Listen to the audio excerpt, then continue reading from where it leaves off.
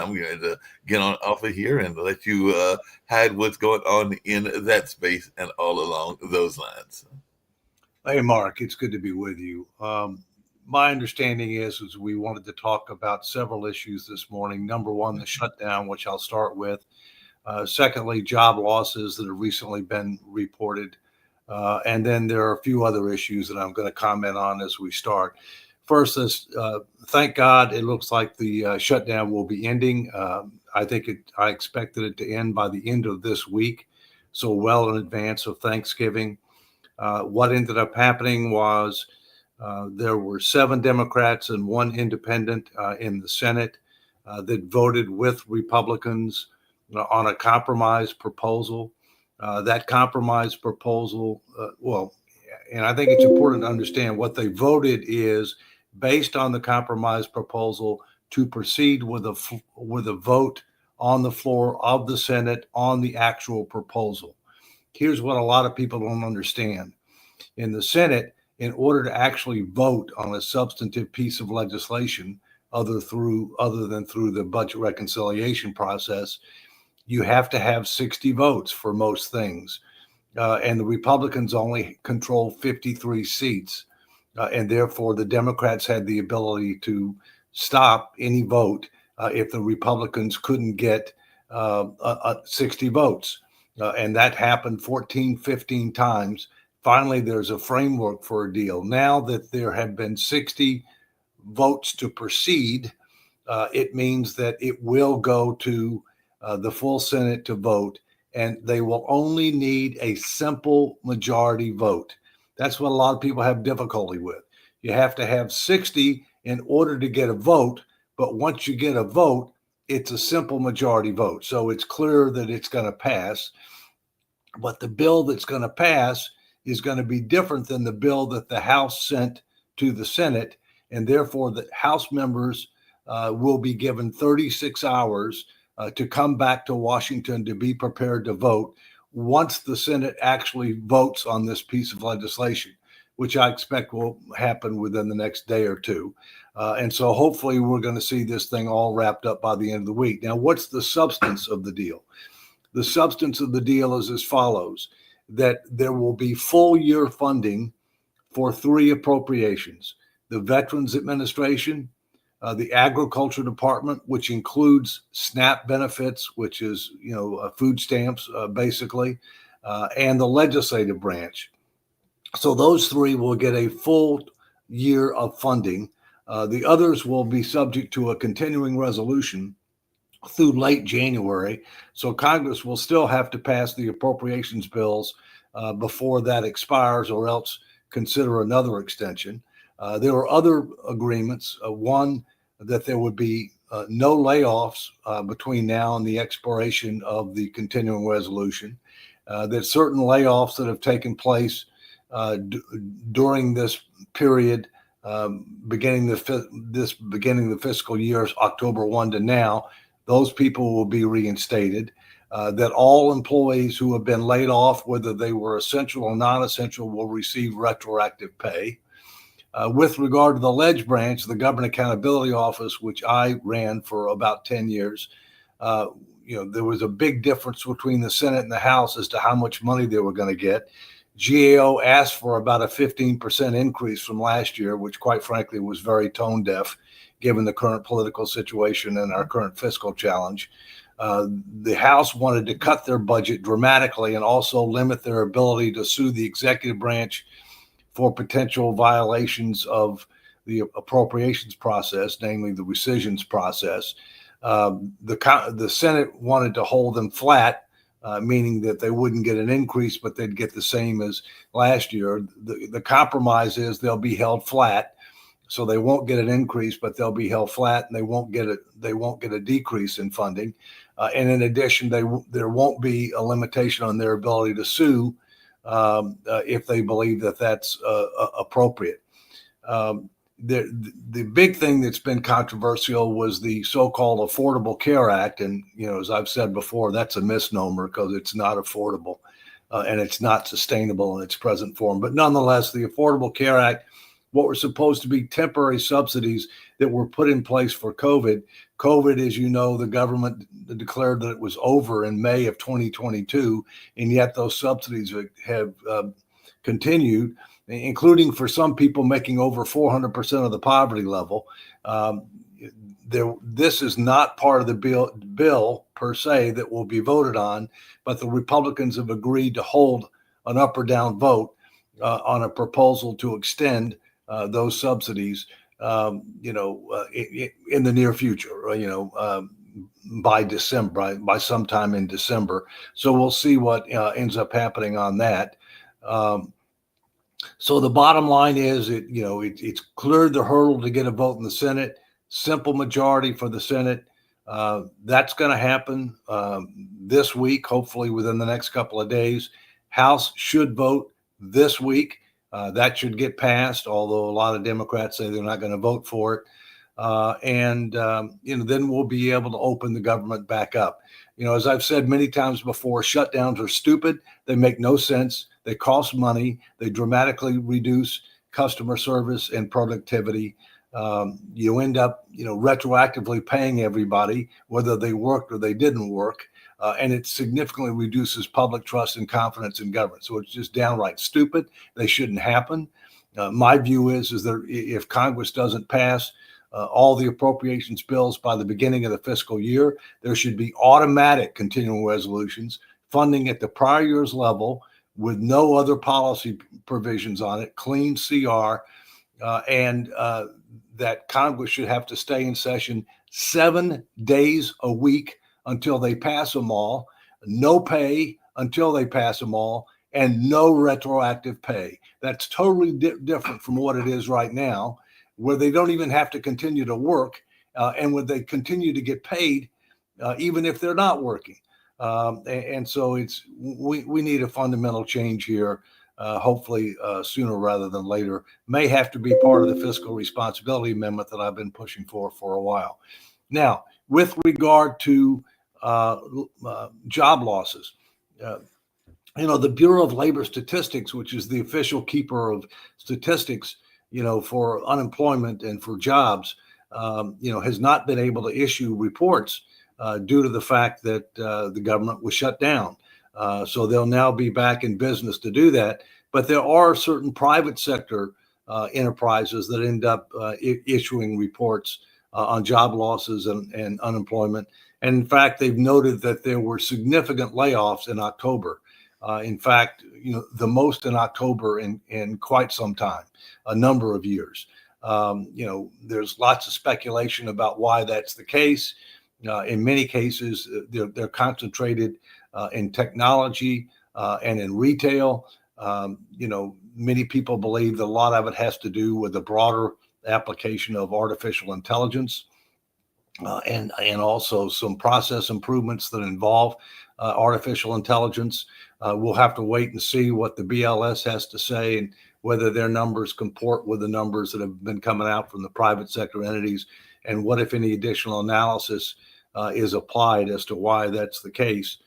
Soon we're going to be getting into the holiday season. And as you know, the retailers ended up staffing up for the holiday season because of increasing demand. But those in most cases are temporary jobs. The jury's out on what the long-term impact is going to be on employment with regard to artificial intelligence. The general view is that lower level jobs that can be replaced by artificial intelligence, things like research and first drafts of writing and things of that nature, many of them will be replaced, but you'll still need people to review and quality control the work that AI comes up with, because believe me, I use it frequently and it's a great productivity tool, but it's not error proof. And many times I find errors in what they come up with. And so you clearly need to have quality control procedures with regard to what they're coming up with. A couple of other things that I'll mention real quickly. One, the President Trump just announced that he's going to propose to Congress that all the air traffic controllers that continue to work without pay during this period of time, that continue to work without pay during this period of time, should receive a $10,000 bonus. We'll see whether that happens, but I think that's something that should be able to get a broad base of support. Secondly, on the other hand, President Trump has talked about providing a $2,000 rebate, per taxpayer for tariff revenue. In my view, that's a stupid idea. First, we're running deficits of about $2 trillion a year. And secondly, the Supreme Court is currently reviewing the legality of some of the tariffs that the president has unilaterally imposed. And we'll have to wait and see how that comes out. As I think I said, recently, I believe there's a difference between tariffs that were negotiated and tariffs that were unilaterally imposed. Ones that were unilaterally imposed, if there are national security and or public health implications associated with them, the Supreme Court may side with the president. If there are not national security and public health implications associated with them, then they may not side with the president. So we'll have to wait and see what's going to happen there. That's kind of an executive summary of how I see things that have gone within the last few days.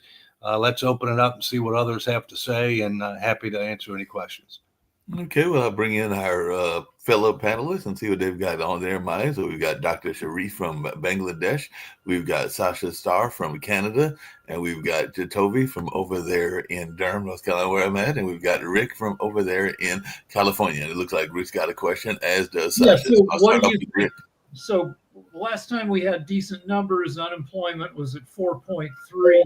Nick, who runs the network, thinks it's already at 5%. I think that's a little steep. Do you want to take a guess? I don't think there's any ways it's 5%. I think it might have ticked up, obviously, because of what I said before, that we had, historically high layoffs in October, at least for a number, historically high as it relates to, a number of years, not necessarily all time. So, I don't believe it's going to be anywhere near 5%. But maybe 4.4, 4.5. Yeah, we'll see. Okay. Yeah, Sasha, you got to get off of mute. You're on mute. There you go. Dave, here we Yes, go. sir. Dave, I agree with you that this shutdown war was not productive for any party, and it's not doing any good to anybody. However, my question is why the 7 Democratic senators changed their mind only now, not a week ago, not a month ago? Well, Sasha, you'd have to ask them. They were under a lot of pressure from their leadership to hold the line. A lot of, while the advertising was, it was about healthcare, and I can come back to that. Many people believe that it was more political than anything else, that they were trying to show that they had a backbone against Trump. Obviously, a number of things have happened since then. One of the big things that happened was last Tuesday, when there were elections in New York City, there were elections in New Jersey, there were elections in Virginia. The Democrats did very well in those elections. Mondami won in New York, and we'll see what the longer term implications of that are. I think it's going to accelerate an exodus from the city, but we'll see. In the case of New Jersey and Virginia, the 2 Democratic candidates for governor won. That was not unexpected, but they won by a larger margin than was expected. And then lastly, in California, their referendum they had, or ballot initiative they had with regard to redistricting, won. That wasn't a surprise either. But nonetheless, all 3 of those things, inured to the benefit of the Democrats. And I think the other thing you got to keep in mind is, people have missed more than one paycheck now. SNAP benefits, which is food stamps, they've only been funded for part of the month, and there's over 40 million people, that get those benefits. And probably most notably recently, Sasha, is, we're starting to have problems with regard to air traffic. And we've had a lot of people calling out sick. There's been announcements, and in actuality, they've happened. Significant reductions in the number of flights, significant increases in delays. As our holidays are approaching, and as you may know, our Thanksgiving, I know yours is at a different time, but our Thanksgiving is, one of the biggest, if not the busiest travel time. And I think the last thing, Sasha, I would say is that, at least one or two of the members who decided to vote, they have a lot of federal employees and contractors in their district. Okay. Frankly, it's hard for me to see why they would have voted, for not to open the government from the beginning, because they have a lot of constituents who are adversely affected. But those are a few of the thoughts that I would say are the reasons why. But otherwise, you'd have to ask them, because I think they should have done it a long time ago too. Dave, I agree with you. I just like to point out that the last Tuesday elections, they were indeed very big part of all it, because before that election day, Democrats had nothing to lose. Now they do have something to lose. They achieved certain plateau, and from that plateau they want to build up, not going down. That's why this happened. One last quick thing here. One thing is very, very evident, that Trump derangement syndrome is real. Okay? It is real. Okay? And even though Trump wasn't on the ballot, there's no question that he had an impact of helping the Democrats with regard to their victories last week. TDS cuts both ways, by the way. It does. But on all few elections, Rick, when Trump is not actually on the ballot, I would. Well, that's history, though, Dave. Because hold on. Let me clarify, Jacoby. You're right. My point is, when Trump is actually on the ballot, okay, that might help turnout, okay. But when Trump is not actually on the ballot, okay, then it disproportionately, I think, hurts, because he doesn't help with regard to turnout, because he's not on the ballot. But those people who don't like Trump or his policies and or both, okay, might turn out disproportionately as compared to what otherwise be the case. But Rick, comment, and then Jacoby. Rick, then Jacoby. Jacoby first, then me. Okay, go ahead, Jacoby. Go ahead. Oh, I mean, I was just going to point out that's historically the way that it always happens. Like Obama wasn't on the ballot. People came out to vote against Obama. It's just a normal referendum. So the TDS thing, though, is correct what Rick's saying. It cuts both ways. Matter of fact, it cuts heavily both ways if you go to the fringes, but the fringes tend to be more towards the middle, on the right more so than on the left. That's where the power grab is. But my question goes into play talking about that $10,000. It's idiotic, the $2,000 idea. That's just not a reality thing. He's trying to buy votes because the way the economy is structured, it's highly inflationary. Yeah, but then in terms of the $10,000 idea, that's another purchase of votes and trying to do this whole goodwill thing. What about those? How can we afford that when we could not afford, according to Trump, could not afford SNAP benefits because he's still holding out on paying SNAP benefits? So why do the individuals who were on SNAP that continue to work and could barely feed their kids, why don't they deserve that $10,000? Why do the individuals who continue to work in those packing and shipping areas who were struggling also with benefits, those same federal benefits, why don't they deserve? So why is it that only air traffic controllers are the ones that are suggested for this? That's, I think, more so politics. First, air traffic controllers. That's a good question. I think a lot of it has to do with we like to reward work, Jacoby. Yeah, right. They were working. Stop. I just started off. Let me clarify something, please, because I don't want us to go down the alleyway of let's only reward work. I just stated that people on SNAP benefits who continue to work, that is work. So let's not do that. We're only rewarding work people. But hold on, they were getting paid. The air traffic controllers were not getting paid. That is a substantive difference. Okay. Secondly, with regard to SNAP benefits, SNAP benefits have been partially funded for the month. Yes, they have. They've been not all of them. They were blocked. Remember, Trump did block them. They've been partially funded for the month, okay, and hopefully now that it looks like we're going to get the shutdown resolved, they'll be fully funded for the month. And I personally think that one of the reasons that the deal broke now was because of the 40+ million people that are on SNAP benefits.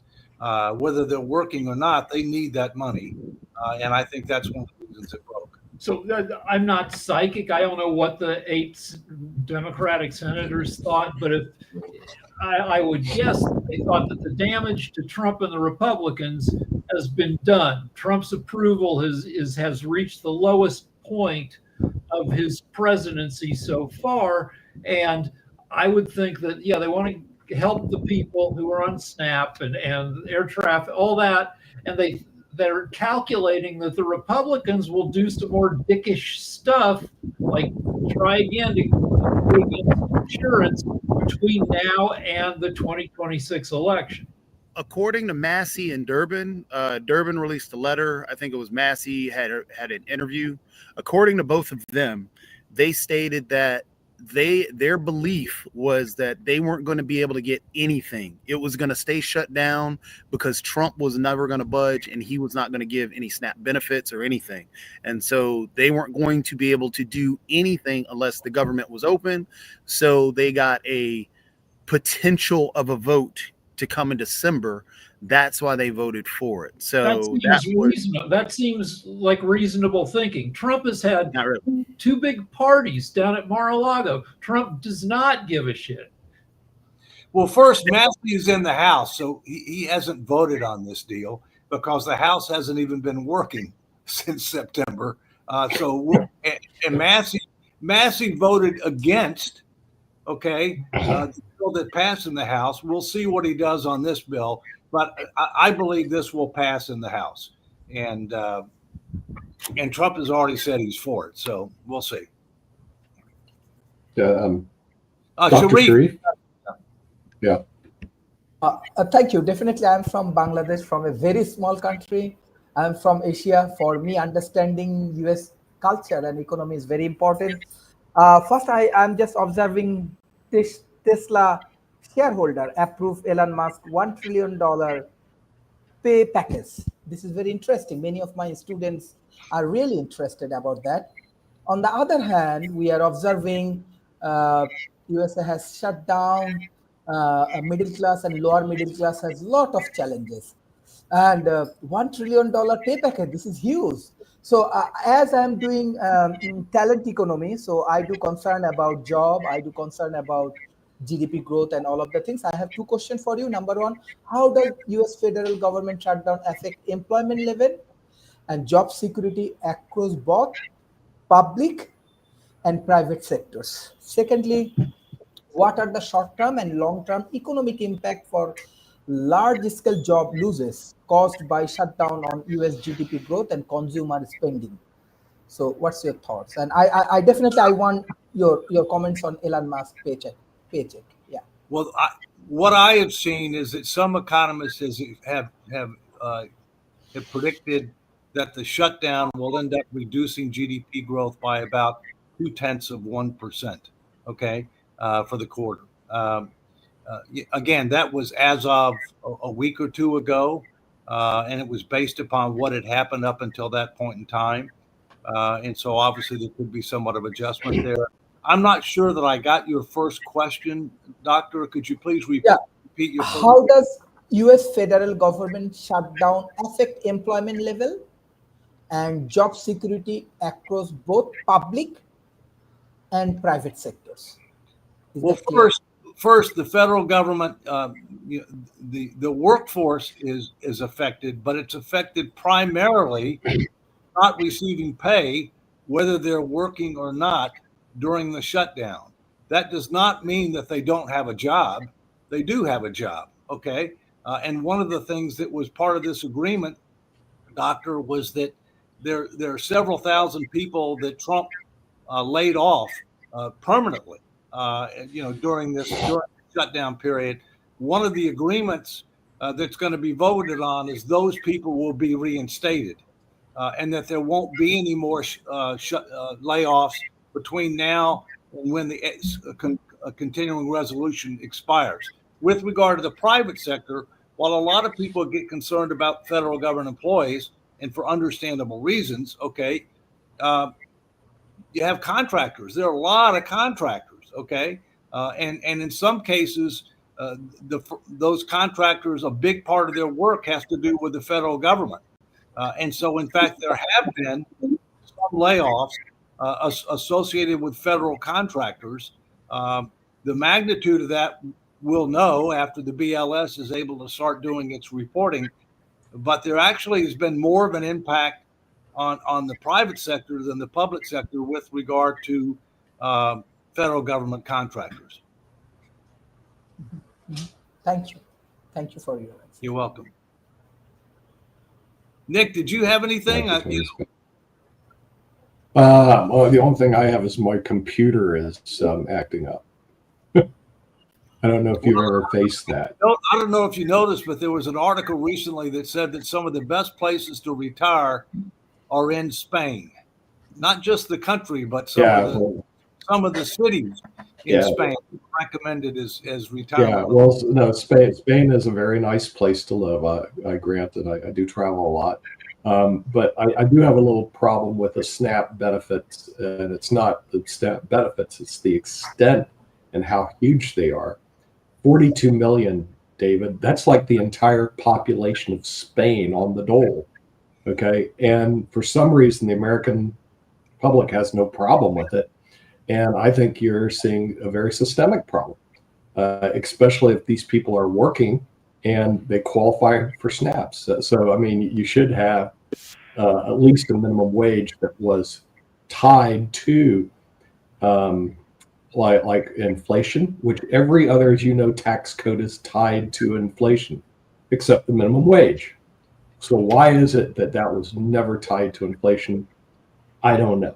But the minimum wage needs to be changed, the federal minimum wage. You know, most states have their own minimum wages. They do. In some cases, cities have minimum wages. In all cases, if they have one, it's well in excess of what the federal government says. But you're right. We need to take a look at the federal minimum wage. It is long outdated. Yeah. So you should not be working for Walmart and be on SNAP. It hasn't been raised in 15 years, and it's $7.25. Right, correct. I mean, it's totally inadequate. Right. Totally. Just to point out that when you had just made the anecdote about working at Walmart and being on SNAP benefits, that's been there for the longest time. Walmart has been one of the biggest employer, or has one of the largest employee bases that is on not unemployment, but on those SNAP benefits. Matter of fact, Walmart regularly has had food drives for their own employees. So this is a regular thing that has been talked about and discussed for decade on decade. But the problem comes into play if we look at the policies that get put into place that don't help that. Because this is one of the reasons why I was hoping the Democrat Party would stick with the shutdown, is because a lot of these policies are finally being seen as what they are. For example, we're now saying that the federal minimum wage should be raised because it is too low. Do you know that they have fought tooth and nail? Donald Trump, Rand Paul, a lot of the Republicans have shot down the idea. They have chastised the idea of raising the federal minimum wage. They have gone after individuals who said that it should be a $15 minimum wage, as Bernie Sanders has pushed out there. So this is to see that we are at a point where we're finally seeing that there were problems with a lot of these starve the beast style policies is a good thing. And I'm glad that we're finally in agreement that yes, federal minimum wage has to raise. It should have been raised a long time ago. So it's socialism. Walmart employs 1.6 million people in the U.S., nearly 1% of the U.S. labor force, and they get away with paying wages that you can't live on because the government subsidizes its employees with things like SNAP. That's socialism, that's corporate welfare. And yeah, we have to reckon with it at some point, especially with under AI, more people are going to be losing their jobs, and we have to figure out where the money for those people to live is going to come from. Interestingly enough, oh, I'm sorry, Dave.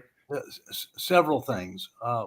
One, keep in mind the earned income tax credit was put in place many years ago, in large part to try to reduce the pressure to raise the minimum wage. But I will agree that the minimum wage, federal minimum wage, needs to be raised. Okay. At the same point in time, you also need to take a look at, when you're analyzing income, you can't just look at the income that you're earning from the private sector or public sector employee. You need to look at the tax preferences and the other benefits that people are eligible for, in many cases funded by federal and state and government, that are in many cases non-taxable benefits. All right. And so we need more people working. We need people to earn a living wage. But when we do that, we also need to take a look at federal government benefit programs and think about some of the things that have happened in the past with regard to under Clinton, where you had workfare. You had to either be working or seeking work in order to be eligible for certain benefits, and also look at the level of income at which people should be subsidized. One example being these temporary ACA subsidies, where we're subsidizing people making over 400% of the poverty level, which is obviously not sustainable over time. Well, I think everybody's in agreement that, yes, the subsidies at a particular level are bad. But the complaint that keeps coming out is that they are temporary. And that is an excuse to be able to take it away and make it and demonize it in people's minds. Because if you look at, for example, the tax credits from Trump 2017 or 2018 bill, those were temporary. But we made them permanent and never asked any questions about it, and that blew a hole. These actual tax credits for these subsidies are a lot less and would not blow a hole in the budget. So I think how we're discussing things, and I mean, complete agreement. We should really reanalyze not only how we see particular subsidies, how we see particular things, but also have a true conversation and stop trying to utilize code words to be able to it's temporary. Nah, it's a subsidy that has helped a tremendous amount of people. A lot of things start out temporary that become permanent, and that becomes helpful. Right. But one of the reasons that they're temporary, Jacoby, is because of how Washington keeps score with regard to the budget. Okay. A lot of times what they'll do is whether it be a benefit or whether it be a tax cut or whatever, they'll say it's temporary. And the reason they do that is because of the scoring for the budget, right? But when the time comes, you know how it is, and people get used to things. They don't want to pay more taxes, and they don't want to get less benefits. So what's the compromise? Well, we won't do, we'll extend, or whether it's a tax cut or a subsidy or whatever else. But as I come back to what I said before about this $2,000 credit, it's stupid. I mean, we're running $2 trillion deficits. I mean, Well, the other problem I have with SNAPs and all these government benefits, there's an administration cost to that. In other words, it's not just the benefits. It's hiring all the employees to enforce all the rules and creating all the rules to do the benefits. So when you have a system like Walmart, who is basically leaning on the government for assistance, and they shouldn't, they have plenty of money to pay their employees, then they're ripping off all the American taxpayers.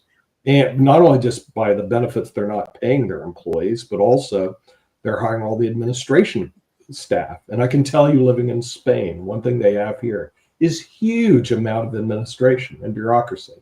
So I was reading a history book. They started in the 1500s. They're the masters of bureaucracy. They create. I was down at the administrative office today filing for drones. They have created all sorts of funky little systems that you have to file for, and there's tons of government employees working there. That's Spain. Well, the U.S. isn't much different, but it's very, when you head that direction, it's very inefficient. People are not being productive. People are out filling out forms. They're filling out forms to pay taxes and forms to get tax credits back, and then there's somebody administering it. You know, so somewhere along the line, U.S. has to get real on these crazy systems you have. Yeah, like or you'll be like Spain. You know, well, Spain's a great place to live. But, yeah, as you probably recall, Spain was a superpower in the 15 and 1600s. Yeah, and then they created all this government bureaucracy. And they never got rid of it. They're not a superpower today. No, they're not. Or will they be? But you have time to fix it. You have time to fix it. Let me just throw in one more thing. That if 42 million is a lot of people that are taking SNAP benefits. That's not 40,000, 40,000. Dave, that's 42 million people. That's almost as big as the entire country of Spain. And the majority of those individuals are children.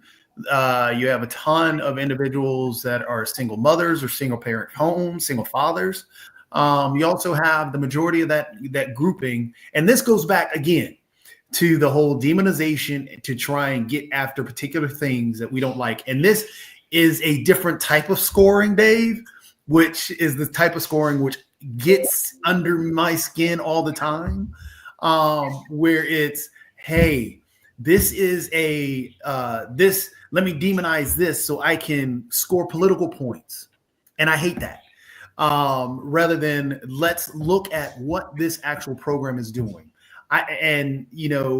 When we say the generalization of 42 million, the next thing that comes into play, which again, this goes into the political scoring that happened just recently of, I'm going to cut it off.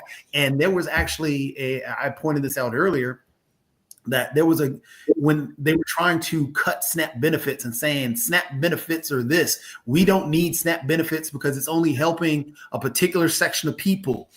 And then in the background, when they're rolling these reels, it's a bunch of Black people that they're showing in that, when they don't realize that the majority of SNAP beneficiaries are, again, children,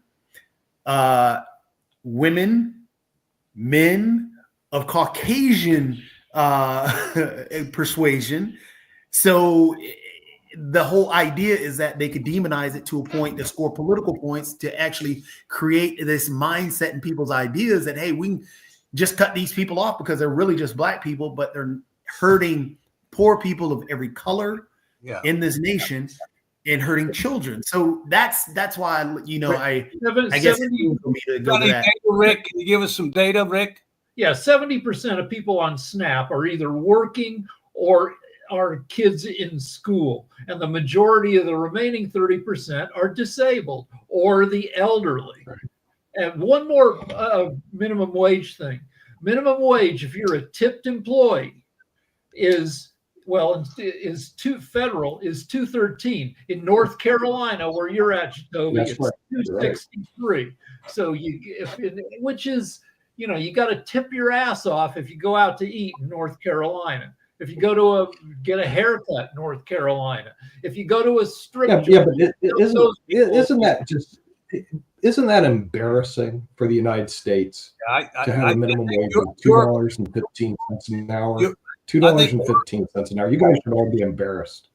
I think you go to Bangladesh. I think Europe is ahead of us on this. I think we rely too much. I don't know what your wage is. I think it's more than an hour. Price. I think you ought to pay people a decent wage and build it into the price. And then if you want to get a tip, it's for extraordinary service, and it's a relatively modest amount. And that's actually why the workers were marching 2-3 years ago?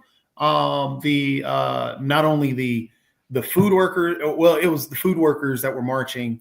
I think it was 3 years ago. And then even right before COVID, they were marching as well, because they were trying to get that minimum wage in the fast food industry as well as those food and beverage, that industry itself up, even in the restaurant market.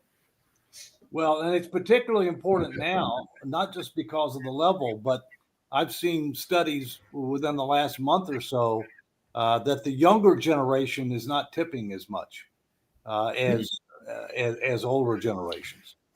Well, the younger generation, like, I hate to be an old person complaining about the young, but they don't. There's a lot of shit they don't understand because they're so deep into their devices that they party less, they hook up less, they drink less. Every like part of the real world they have been pulled away from by the online world. I think it's just a different culture. Because when we were young, now, you know, the growing up, you sounded like the grumpy old man, get off my lawn. I mean, Dr. Sharif can speak to it. It's just a different culture in the youth than it's like when hard rock music was the devil's music. But, you know, hard rock music is natural today. but when it has real world implications, that like we have a baby shortage in all the developed countries because younger people don't know how to hook up and don't want to hook up. Well, but Rick, it's also an affordability issue. I mean, yeah, it's a lot of stuff. Yeah, part of it is that, and like, the Democrats were right about that on the elections. Affordability is a real issue. Although for hours he talked about these prices are going down. In reality, there are a few things that have gone down. For example, egg prices have gone down. You know, gas prices have gone down a little bit.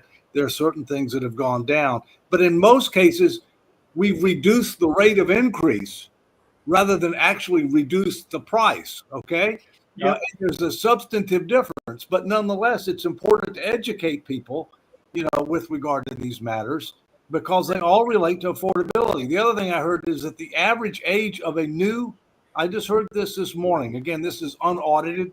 Okay, Rick, you can check it if you want. But I heard the average age of a new home buyer today is 40. Yeah, no, I believe that. I'll punch it in. Yeah.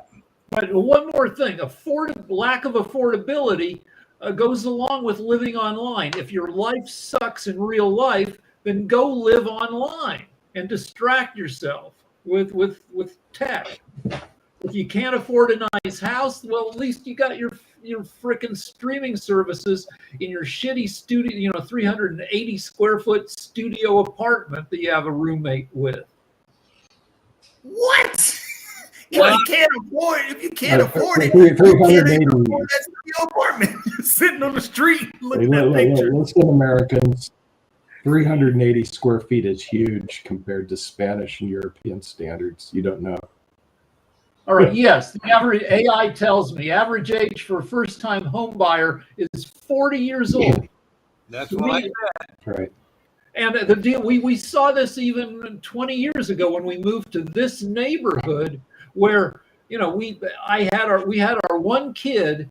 I was 31, and we were the youngest parents in our classroom because it took so long to build up the money to move to this neighborhood that had a decent public school that everybody was freaking old by the time they could afford to have a kid.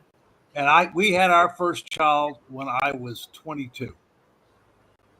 Yeah, my mom had her last kid by the time she was 26. Yeah, our last kid, I was 25. So yeah, everything gets pushed when you can't afford anything. Right, that's right. So affordability is real, but there's a lot of misinformation and disinformation out there with regard to it. That's my point. Yeah.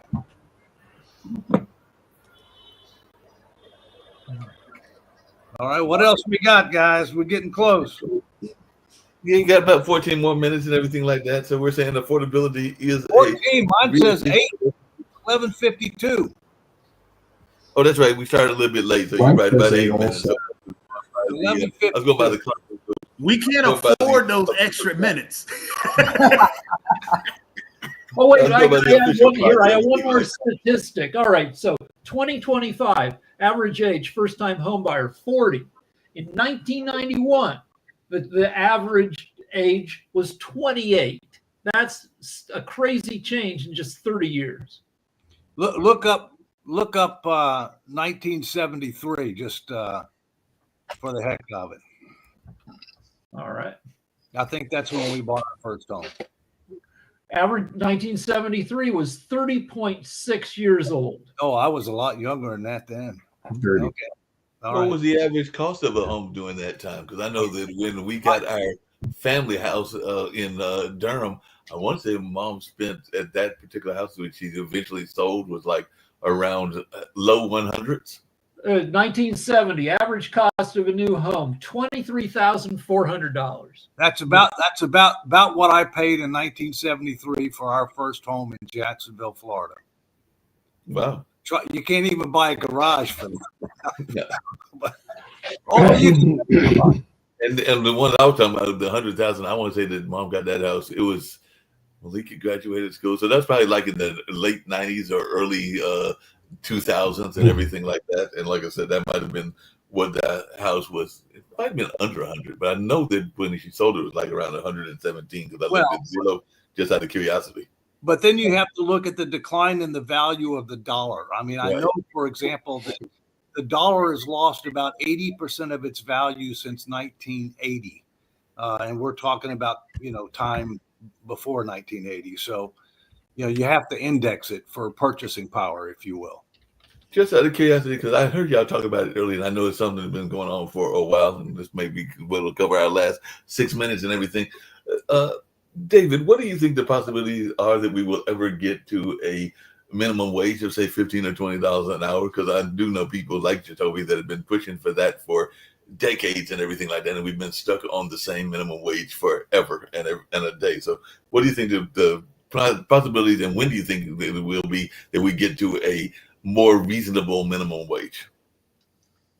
I think it's more likely that you would get to a much higher minimum wage if the Democrats control government, and it was done in conjunction with looking at federal welfare programs and federal tax policy. I think if you end up providing a much higher minimum wage, I think you also need to look at, how do you adjust federal welfare programs and federal tax policies in light of the fact that people will be making more money and therefore would be less dependent, in theory, on federal programs. I think we need to look at things in a much more comprehensive and integrated fashion than we do right now. That's my view. Yeah. I want home affordability.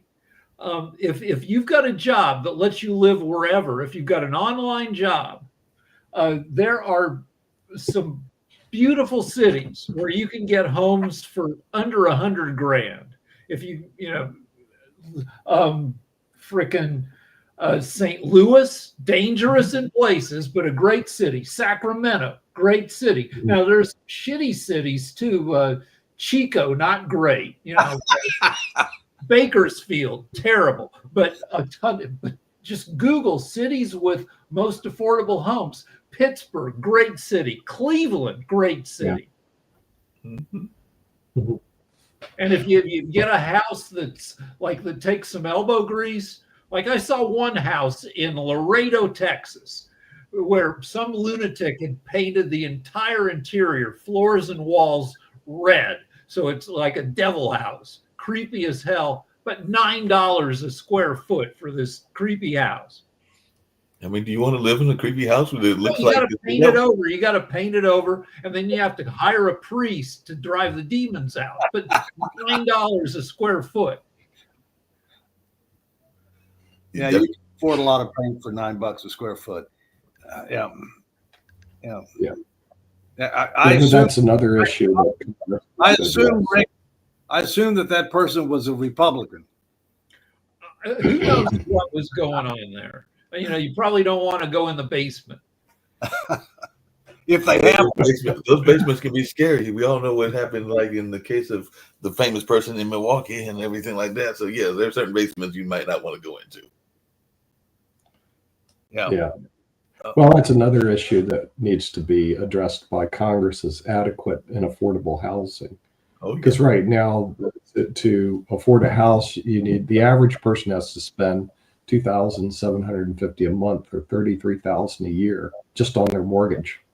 Yeah. You know, So so one of the presidential candidates wanted to give first-time home buyers $50,000 towards the purchase, but I don't know if that would have worked. But even if you did that, you still can't afford your home. That's the problem, because how are you going to pay $33,000 a month in mortgage payments? If you buy a fixer for $75,000 in St. Louis and you get 50, then you're paying a mortgage of $25,000, which your mortgage payment's going to be $300 a month. Yeah, and you learned that in what university taught you how to buy homes? What schooling did you get? Nobody teaches that stuff. They don't even teach That's the basic. problem. They don't even teach basic financial literacy and civic responsibility, which we've talked about that should be mandatory before you get out of high school. And that's a problem, because the thing is, purchasing real estate, everybody's going to do it at some point in time, or they're going to lease real estate at some point in time. And our entire education system has no classes on real estate at all.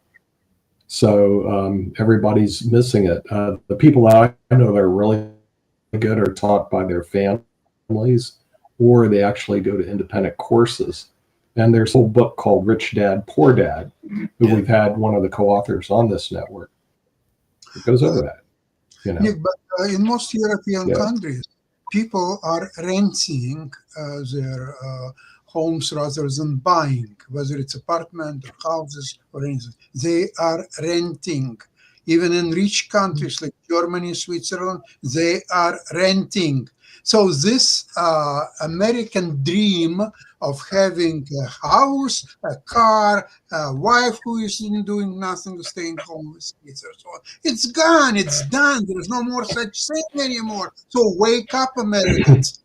Start to rent affordable houses. Forget about ownership. It's unacceptable. People need to know about climbing the real estate ladder. When you're young, you buy a shitty place and you put sweat equity into it, and then you sell it in 5-8 years and you buy it like a less crappy place. And if you're lucky and you work hard, you can end up with a decent house by the time you're Sasha and Nick, I know we're ending and everything, but Sasha, I don't want a wife that does nothing and everything like that. I mean, some people may want that, but that's not in my desire. And I'm almost, I'm 63 now, so maybe I'll never have a wife and everything like that. But if I have one, I want her definitely to be in the workforce, but that's just me. Yeah, let me real quick close. Sasha, I don't have the stats. Rick can look it up, but the bottom line is a lot higher percentage of Americans are now renting rather than owning, but you still have to be able to afford the rent. Okay. And in many cases, what ends up happening is you have multiple people living in one residence, especially if they're single, in order to be able to afford it. The other thing that's happening is that we have a lot of big investment companies, especially private equity, that are buying up a lot of real estate and then converting it to real property. So so 34% of U.S. households rent, 66% own, which is it's I think it's lower than it used to be, but it's still not terrible. Yeah, and compared to Europe, we're a lot higher ownership, but that's changing. The trend is clearly going towards renting. Yeah. Okay. Thanks, everybody. Thank you. Yeah. See you next week. And we're out of here. All right. Let's see you. Bye-bye. Right.